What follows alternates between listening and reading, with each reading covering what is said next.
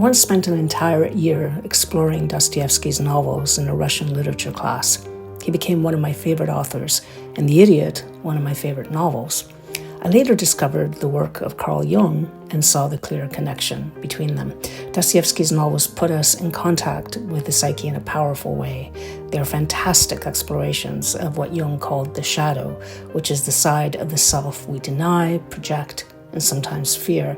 Yet it is precisely this suffering, hobbled half that holds the key to our transformation.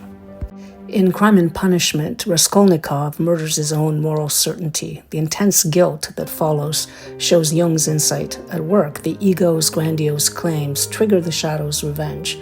When we declare ourselves extraordinary, the unconscious exacts its price and opens the door to redemption. Jung wrote, "The shadow is a moral problem that challenges the whole ego personality.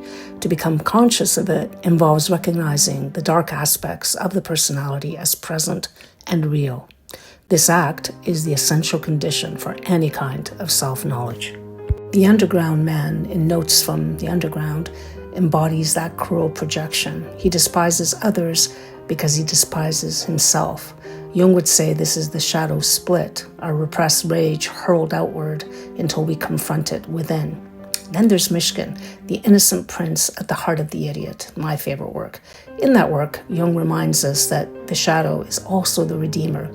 Dostoyevsky understood what the saints knew. Perfection can become a pathology. Myshkin's epilepsy isn't a flaw, but the crack where the light shines in. His seizures plunge him into that space where opposites unite, attracting other characters like Nastasia and Rogozin, who battle their own demons throughout the story to his side. Myshkin carries the wound of consciousness itself, that terrible gift of seeing too much. In a world obsessed with normalcy, he embodies the abnormal truth. Only the broken can heal. Dostoyevsky gives us Jung's paradox. What marks us as outcasts makes us whole. Finally, in The Brothers Karamazov, it is Smerdyakov, the unacknowledged illegitimate son, forced to work as a servant in his father's house, who channels the family shadow. In Marie-Louise von France's Shadow and Evil in Fairy Tales, she notes that shadow figures are sometimes portrayed as illegitimate children or servants.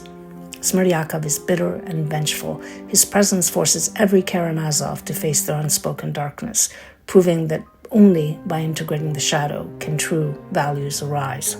Our wounds point the way. What we conceal often contains what we need. Facing the darkness we've created reveals capacities we didn't know existed. The shadow then is both teacher and guide, and there is no better explorer of these insights than Fyodor Dostoevsky and all of his imperfect, wounded characters. The Jungian analyst Marion Woodman says this about our addiction to perfection.